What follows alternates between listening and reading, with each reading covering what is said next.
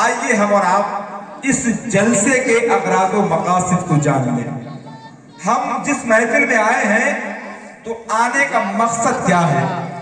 ہم یہاں بیٹھے ہیں تو بیٹھنے سے حاصل کیا ہوگا؟ ہم یہاں آئے تو لینے کیا آئے ہیں؟ ہم جو مسلک اعلیٰ حضرت کا نعرہ لگاتے ہیں اس نعرے سے ہمیں بینیفٹ کیا ہوتا ہے؟ ہم جو مزارات اولیاء پر حاضری دیتے ہیں تو اس سے ہمیں کتنا فائدہ ملتا ہے؟ ان تمام تر پاکیزہ نکات پر روشنی ڈالنے کے لیے میں اس عالم نبیل کو آپ کے قریب کرتا ہوں کہ علم جس کی علامت ہے، علم جس کی شناخت ہے، علم جس کی پہچان ہے، عالم ذیشان، خطیب شعرا بیان، آبرو علم فن، خطیب اہل سنن، ناشر مسلک اعلیٰ حضرت، مجاہد سنیت، حضرت علامہ الشاہ مفتی تسلیم رضا صاحب اللہ بن نور پر جلوگر ہیں۔ آئیے پوری محبت اور زندہ دلی کے ساتھ ان کا استقبال کر لیں اور اپنے ہاتھوں کو اٹھا کر ایسا جواب دیں کہ دہلی کا مہمان آپ کے دیار تک آ گیا ہے۔ ایسا نعرہ لگا دیں کہ سرکار محبوب الہی آپ سے راضی ہو جائے۔ نعرہ تکبیر، نعرہ رسالت، جشن شب معراج، مسلک اعلیٰ حضرت، علماء اہل سنت، حضرت علامہ انوار حسین صاحب قبلہ، حضرت علامہ مفتی تسلیم صاحب قبلہ، نعرہ تکبیر، نعرہ رسالت۔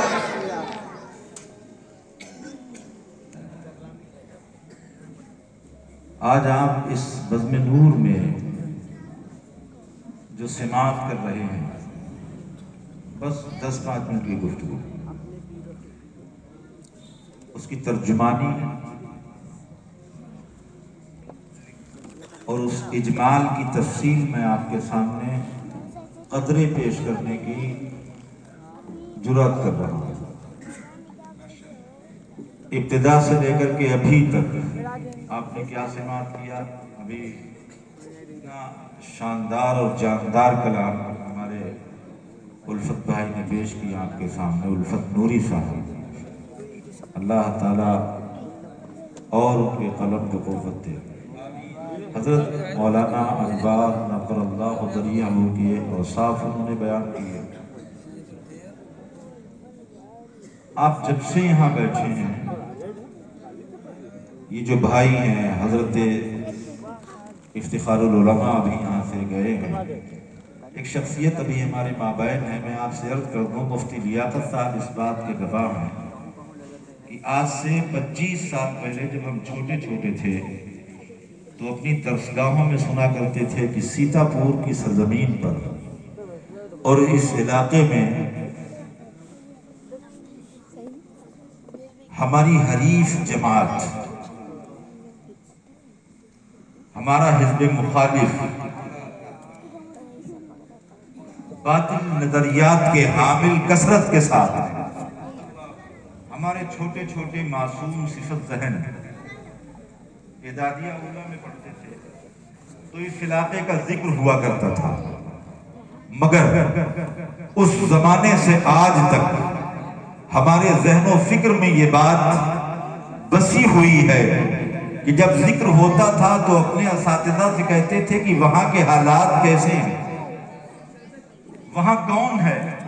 یہاں آپ نبرد آسمان ہیں، مہازارائی کے لیے آپ ہیں، آپ یہاں مد مقابل اور ان کے سامنے آپ سیسا پلائی کی دیوار بنے ہوئے ہیں، وہاں پر کون ہے؟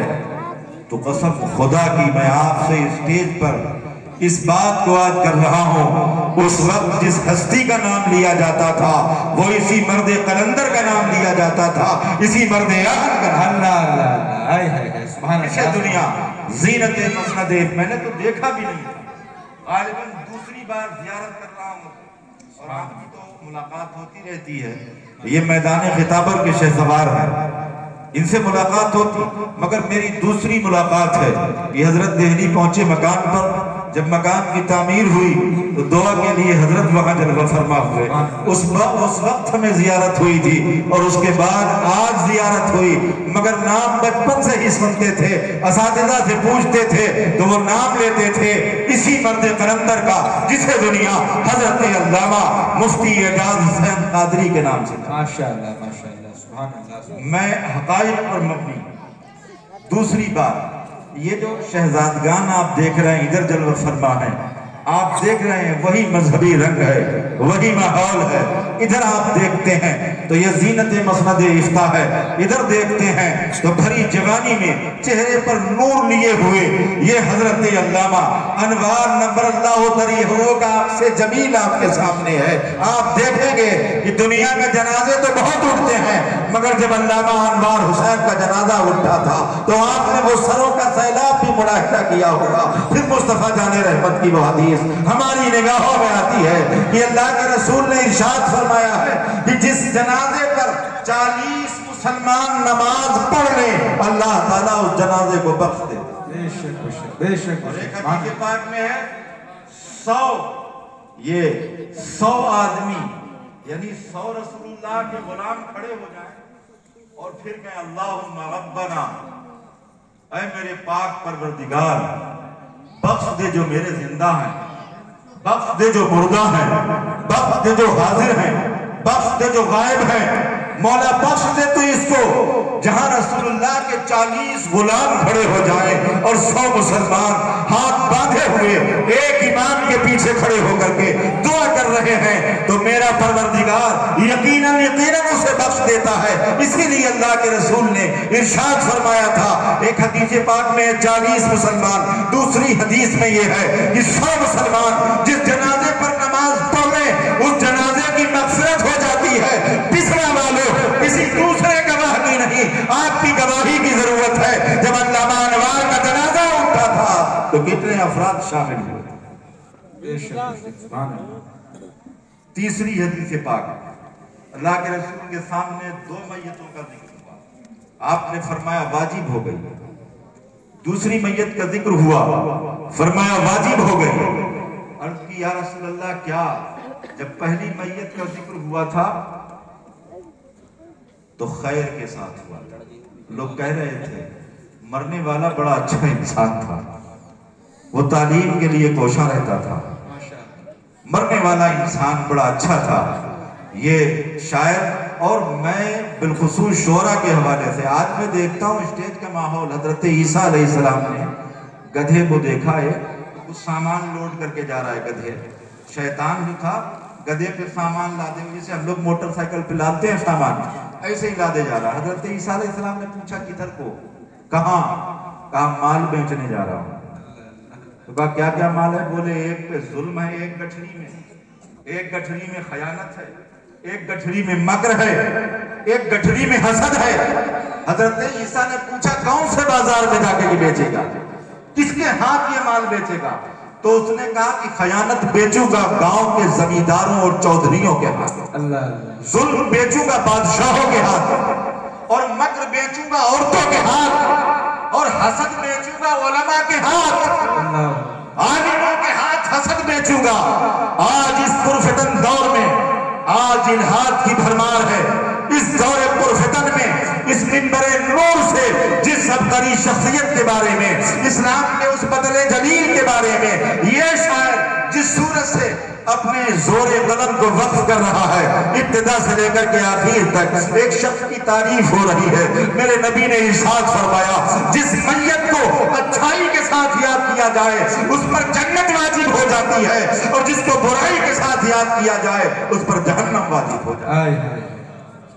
تیسری بات جو میں آپ سے عرض کر لوں، اور ایسا نہیں ہے علماء کوئی معصوم علی خطا نہیں ہے، آپ دیکھتے نہیں، یہ تو اسٹیج ماشاءاللہ یہ حضرت علامہ مولانا مفتی اصغر حسین صاحب کے شہزادوں کا اسٹیج ہے. بے شک بے شک، یہ اس شخصیت کے شہزادوں کا اسٹیج ہے. آج اعلیٰ حضرت کی بات ہو رہی ہے اور یہ اعلیٰ حضرت کا اسیر آپ کے سامنے جلوہ فرما. آپ دیکھیں گے نواب نان پارا کے لیے علماء سارے جانتے ہیں کیا کہا تھا اعلیٰ حضرت نے؟ میرا دین پارا ہے نانا ہے پورا کر.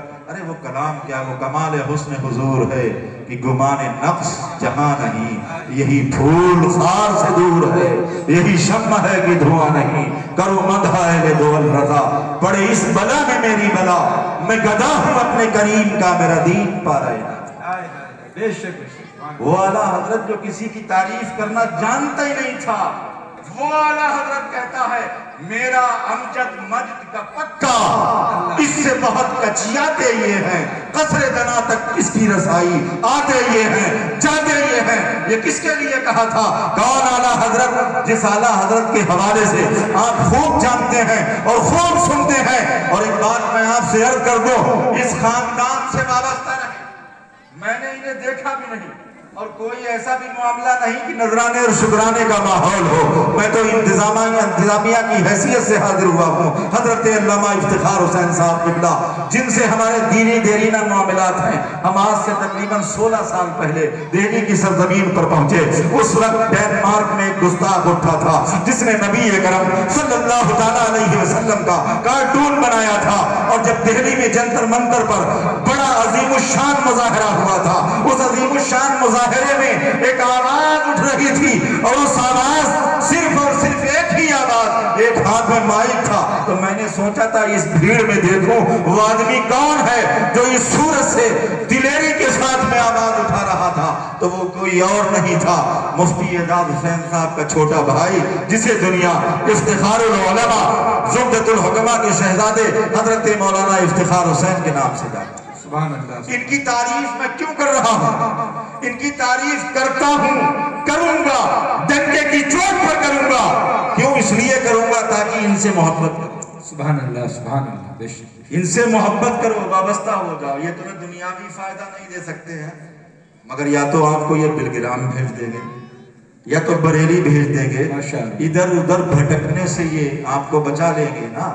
جو آج پیروں کے حوالے سے بہت معاملہ ہو رہا ہے نا، اقبال نے کہا تھا نذرانہ نہیں سود ہے پیران حرم کا، ہر خرقہ سالوس کے اندر ہے مہاجن، ہم کو تو میسر نہیں مٹی کا دیا بھی، گھر پیر کا بجلی کے چراغوں سے ہے روشن، شہری ہو دیہاتی ہو مسلمان ہے سادہ، مانند بتاں پوجتے ہیں کعبے کے برابر۔ تو حضرات یہ آپ کو پہنچائیں گے تو یا تو بریلی پہنچائیں گے، یا تو بلگرام پہنچائیں گے، یا تو بدایوں پہنچائیں گے، یہ وہیں آپ کو پہنچائیں گے جہاں سے آپ کا مقصد حل ہو جائے۔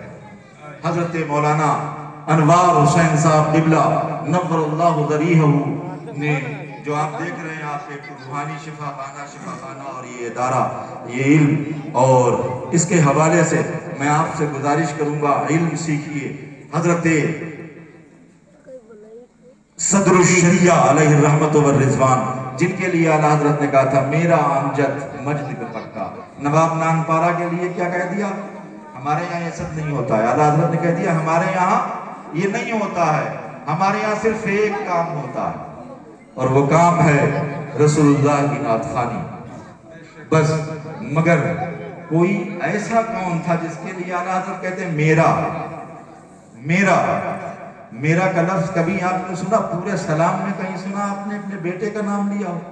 کہیں کسی منقبت میں، کسی قصیدے میں، کسی غزل میں آپ نے سنا ہو گئی میری غزل بڑھ کر قصیدہ نور کا؟ کہیں سنا اعلیٰ حضرت کو کہ کہا ہو کہ میرا بیٹا، میرا بچہ، میرا پوتا؟ نہیں نہیں، اگر کسی کے لیے کہا ہے تو آپ سن لیجئے، ان کے ابا کے استاد کے لیے کہا ہے اعلیٰ حضرت نے کہ میرا امجد مجد کا پکا۔ اعلیٰ حضرت کی وہ نظر تھی کہ میرا امجد مجد کا پکا، اس سے بہت کچیاتے یہ ہیں، تو آج تک ان سے کچیا رہے ہیں۔ یہ وہی شیر کی کرامتیں ہیں جو آپ کے سامنے بیٹھی ہیں، یہ کرامت جلوہ فرما ہے۔ صدر الشریعہ علیہ الرحمت والرضوان کی بہار شریعت بڑی موٹی کتاب ہے، اسلامی انسائیکلوپیڈیا۔ آپ دیکھیں گے، غور کریں، سارے مسائل علماء مفتی لیاقت حسین صاحب پورے نیپال میں جو اپنا فتویٰ شائع کرتے ہیں وہ اسی سے دیکھ کے کرتے ہیں۔ آپ دیکھیں گے مفتیان کرام کو حضرت علامہ صدر الشریعہ امجد علی علیہ الرحمت والرضوان کے شاگرد ہیں۔ کون؟ مفتی اعجاز حسین صاحب کے والد محترم۔ تو جب اتنی عظیم ہستی کا شاگرد ہو تو اس شاگرد نے اپنے بیٹوں کو آپ کو معلوم ہے کیا بتایا؟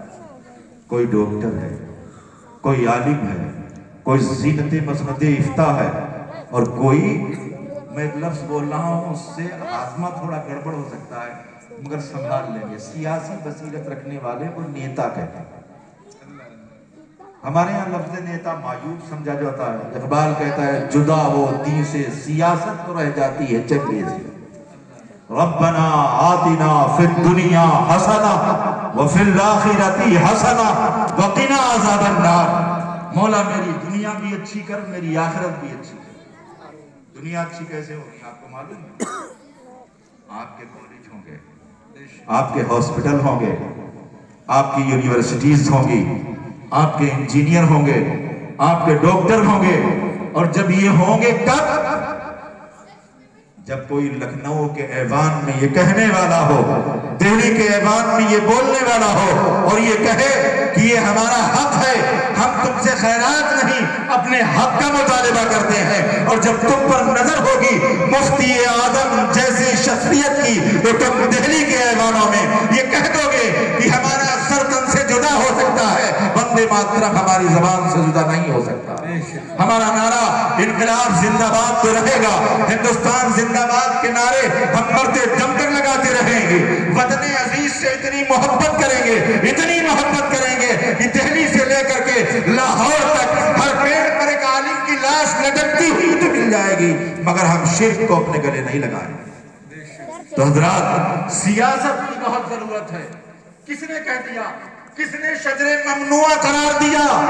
اتنی عظیم ہستی کے جو پشت پناہی ہماری کر رہی ہے۔ میں مفتیان کرام کے درمیان میں، علماء کے درمیان میں بابانگے دوہر اعلان کرتا ہوں، جب تک سیاسی بصیرت پیدا نہیں کریں گے اس وقت تک آپ دنیا کے کسی میدان میں ترقی نہیں کر سکتے۔ آپ جانتے ہیں سیاست کس چیز کا نام ہے؟ زندگی کے ہمارے وہ شعبے جو دنیاوی معاملات سے تعلق رکھتے ہیں اسی چیز کا نام سیاست ہے، اور زندگی کے وہ معاملات جو دین سے تعلق رکھتے ہیں انہی کا نام عبادت ہے۔ کس نے شجر ممنوع قرار دے دیا؟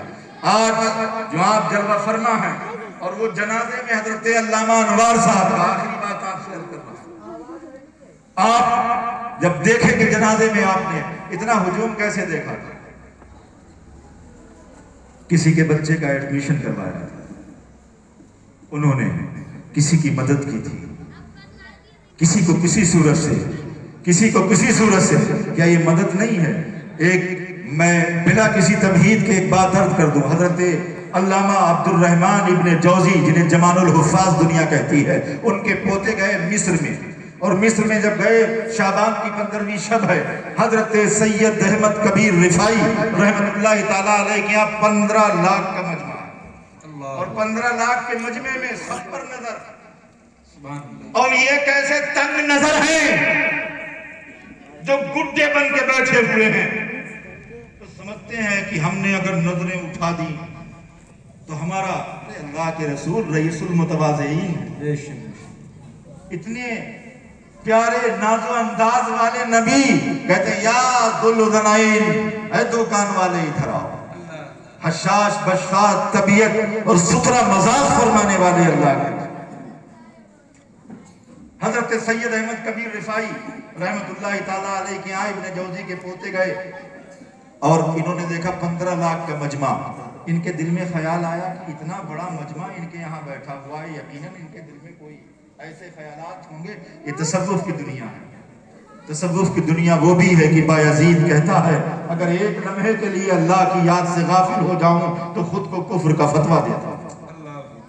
وہ تصوف کی دنیا ہے کہ یحییٰ بن معین لکھتے ہیں بایزید بسطامی کو کہ سرکار جس نے معرفت کے سمندر سے ایک گھونٹ پی لیا وہ ہوش میں کیوں نہیں آتا؟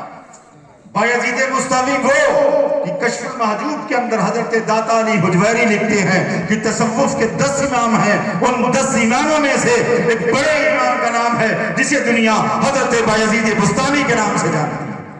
اور بایزید بسطامی کون ہے؟ آج آپ کہتے ہیں کہ ہم کہاں سے پڑھائیں بچوں کو؟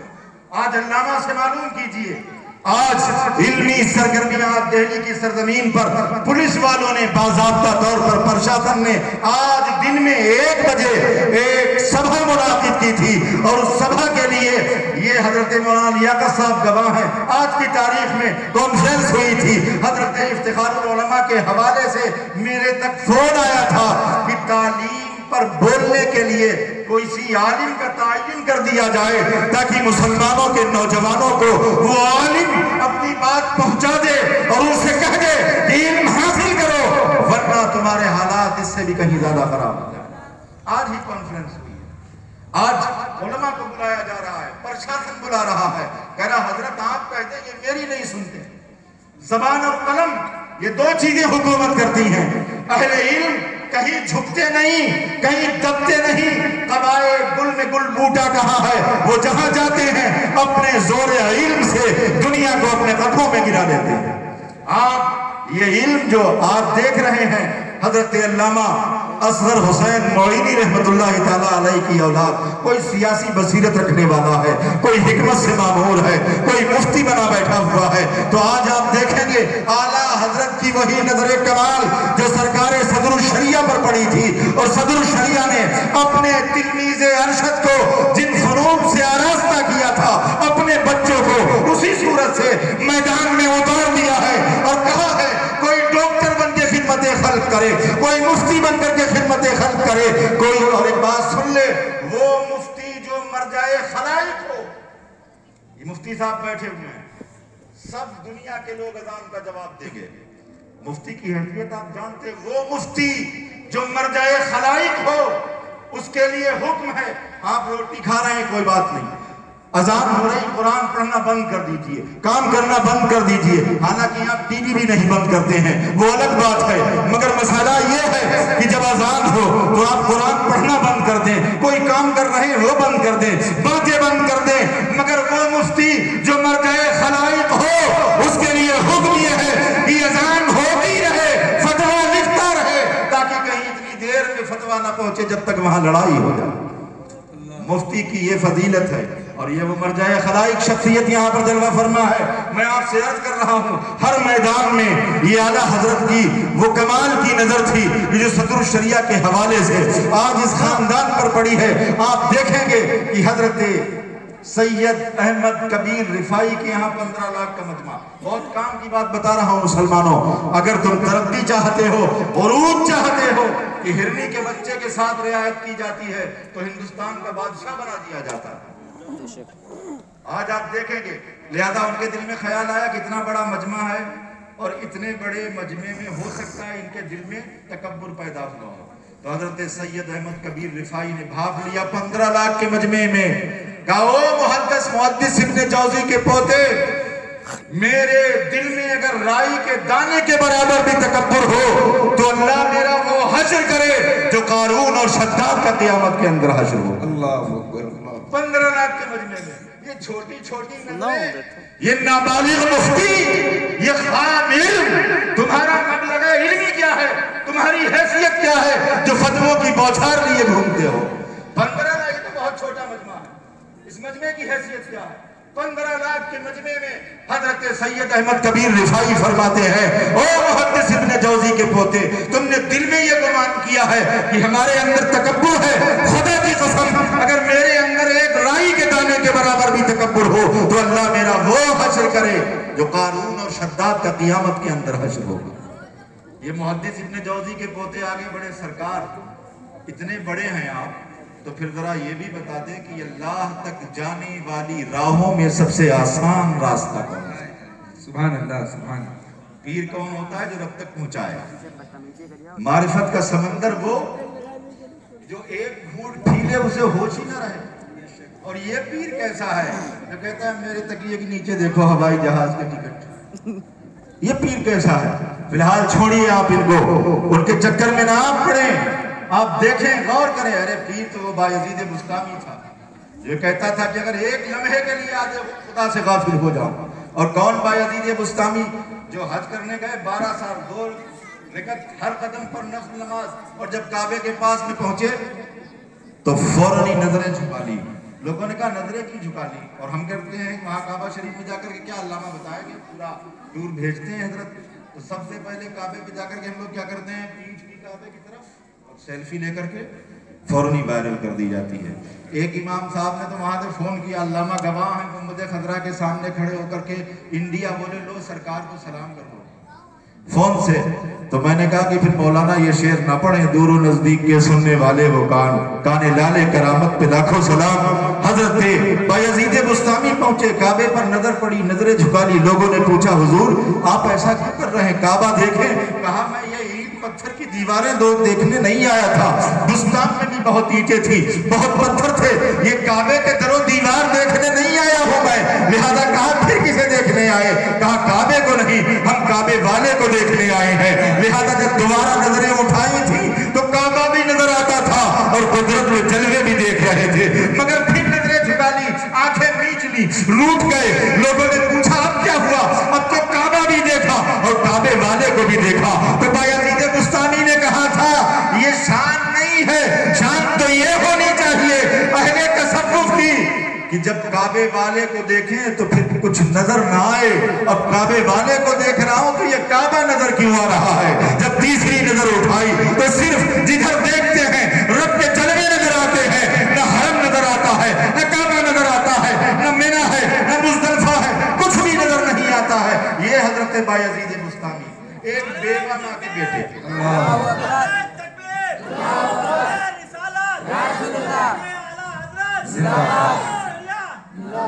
तो ये तसव्वुफ की बात है। ये है अब इन मोइन ने क्या खत लिखा कि एक घूंट पी लेते हैं होश नहीं आता।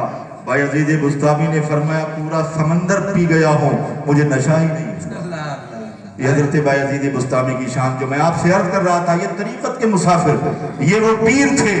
पीर का अरबी माना देखेंगे तो इमाम के माने में आते हैं, पीर के माने आगे चलने वाला, और इमाम का माना भी वही है। तो मैं आपसे अर्ज कर रहा था इस खानदान ने जो खिदमत खल्क की है, हज़रत मौलाना अनवार हुसैन कादरी ने जो ये एक इल्म का गुलशन सजाया है और जो ये मेहनत शाक़ा की है कि उनके जनाजे के अंदर हमने अपने भी देखे हैं, बेगाने भी देखे हैं। मकसूद यही था, नतीजा यही हासिल हुआ कि ये वो शख्सियत थी जो अपनों के भी काम आती रही और बेगानों के भी काम आती रही। जब हमने ये देखा तो हमें पता चला, हमारी तारीखी वाक़यात पर जब नजर पड़ती है तो हजरत सैयद अहमद रिफाई रहमतुल्लाह ताला अलैहि हजरत इब्न जौज़ी के पोते से फरमा रहे हैं, सुनो अल्लाह तक जाने वाली तमाम राहों का मुसाफिर रहा। अल्लाह तक जाने वाली जितनी राहें हैं हर राह का मुसाफिर रहा हूं, मगर सबसे शॉर्टकट और सबसे आसान रास्ता यह है कि अल्लाह की मखलूक के साथ मेहरबानी की जाए, उनके काम आए। तो हजरात ये तारीफ और ये जो वाबस्तगी इस खानदान से हम आपकी चाहते हैं, सिर्फ इसी जाना कर चाहते हैं कि आप इस मदरसे से वाबस्ता रहेंगे, आप अल्लामा इफ्तिखार हुसैन साहब से वाबस्ता रहेंगे, मुफ्ती एजाज हुसैन साहब जलवा फरमा है, इनसे वाबस्ता रहेंगे। अगर आपको बज़ाहिर ये दुनियावी फायदा ना दे सके, मगर ईमान के लुटेरों से आपको ये बचा लेंगे। और मैं यहाँ पर एक अरीज़ा पेश करूँगा। ये चचा बैठे हुए, हदीस पाक में है चचा बाप की मंजिल में होता है, और सज्जादा किसे कहते हैं? वो जो 8 या 7 हज़ार है। मुफ्ती लियाकत हुसैन साहब की परसों की तकरीर है अजमेर शरीफ की, गालिबन भी आ चुकी है। वो अजमेर शरीफ की जो अभी लफड़ा हुआ था, वहां पर गरीब नवाज के आस्थाने पर मार की, राजपूत तलवार लेके आए, गरीब नवाज मुस्कुराए, फरमाए उतार लो गर्दन, अताए रसूल हूं मैं, मुस्कुराते हैं। वहां तलवार लेके आने वालों के लिए खैरात है, सौगात है।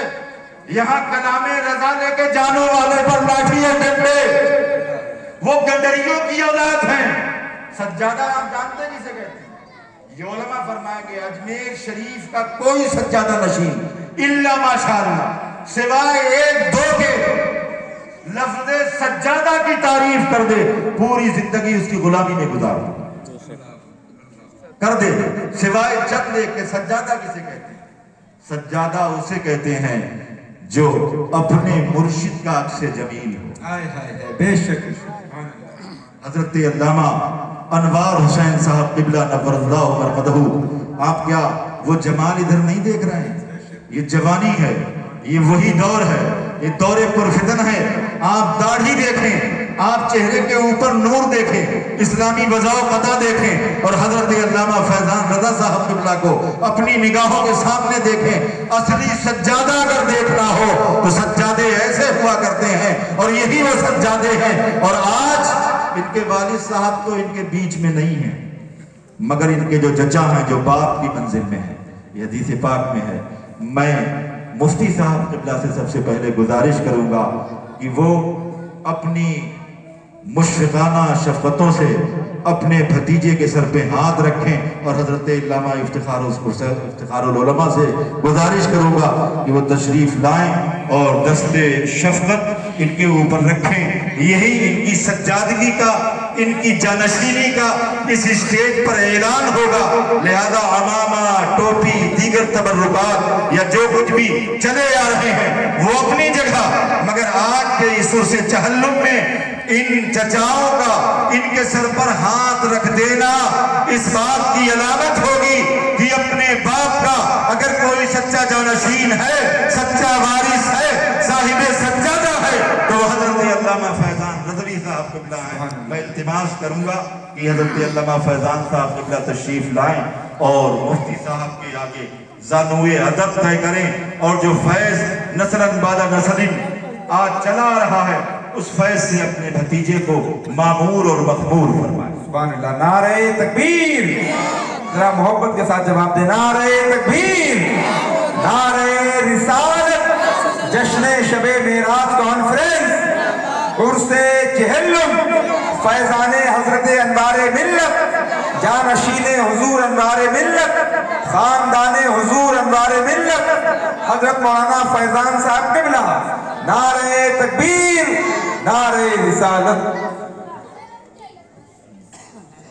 سبحان اللہ، یہ کیسی سادگی کی رسم ہے۔ آپ دیکھتے ہوں گے نہ یہاں کوئی پہلے سے اعلان ہے، نہ کوئی ایسا معاملہ ہے۔ یہ دیکھیے کہ دو چچا یہاں پر اپنے بھتیجے کو مشفقانہ، مگر بڑے بات کو عربی میں عام جو ہے نا وہ بڑے کو بھی چاچا ہی بولتے ہیں۔ اللہ کے رسول صلی اللہ تعالیٰ علیہ وسلم نے چچا کو، تایا کو اور بڑے بھائی کو باپ کے بمنزل قرار دیا ہے۔ تو حضرات دیکھیں گے آپ، یہ دستار نور جو ہے ان کے سر پر، یہ تایا جان ہیں اور اب محترم ہیں حضرت مولانا افتخار حسین صاحب قبلہ۔ آپ سب اس بات کے گواہ رہیں کہ حضرت مولانا انوار حسین صاحب قبلہ آج جو بظاہر ہمارے درمیان نہیں ہے، مگر ان کا عکس جمیل، ان کا نور ہمارے درمیان میں موجود ہے۔ جس صورت سے آپ ان سے وابستہ رہے، اسی صورت سے آپ ان کے شہزادے سے وابستہ رہیں، تاکہ اور زیادہ یہ لوگ آپ حضرات کی خدمت کر سکیں۔ استغفر اللہ ربی من کل ذنب واتوب الیہ وما علینا الا البلاغ۔ السلام علیکم ورحمۃ اللہ وبرکاتہ۔